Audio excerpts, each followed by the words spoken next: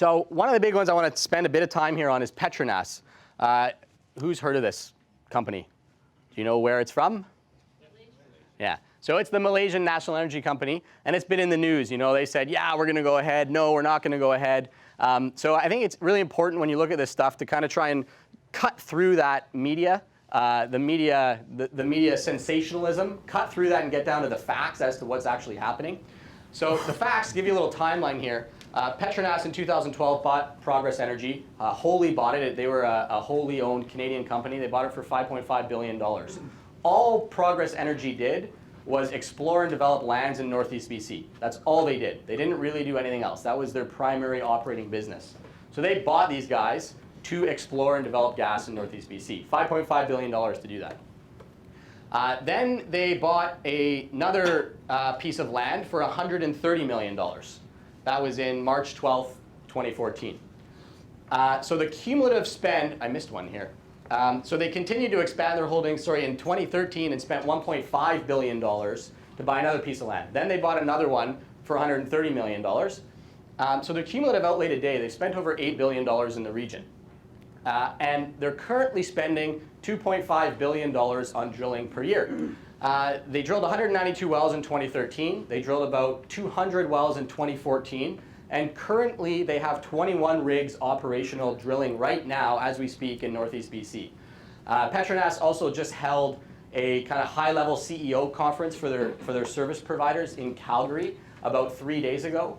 And they basically said, we're drilling, we have 21 rigs operational. We want you guys to know that we have 21 rigs operational. We're moving towards a final investment decision.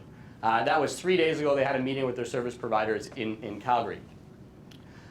So, Petronas, despite what they say in the media, unless they're playing really weird poker, they are moving towards going ahead to make a decision.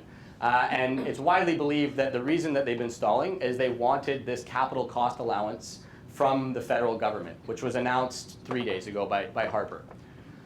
So they have three partners. They already have all their offtake agreements signed, so the guys that are going to buy the gas from them.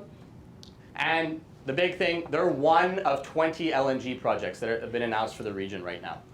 So a big amount of guys are looking to do this. The next one that's believed to kind of go after Petronas would be the Shell facility.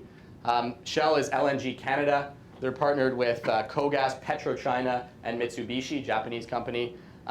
So Petronas owns a lot of land north of Fort St. John in an area called Pink Mountain, and that's where they're drilling. The Shell is mostly fueled by Encana, who's partners with Mitsubishi, and they own all this land in around Dawson Creek. So that's why you see a lot of activity both around Fort St. John and around Dawson Creek. So keep in mind again, one LNG project is not just the LNG facility. A lot of the media likes to say, oh, the LNG plant, LNG plant. You got to keep in mind it's this whole thing. Each one of these things is long-term, over a $60 billion investment for these companies to make.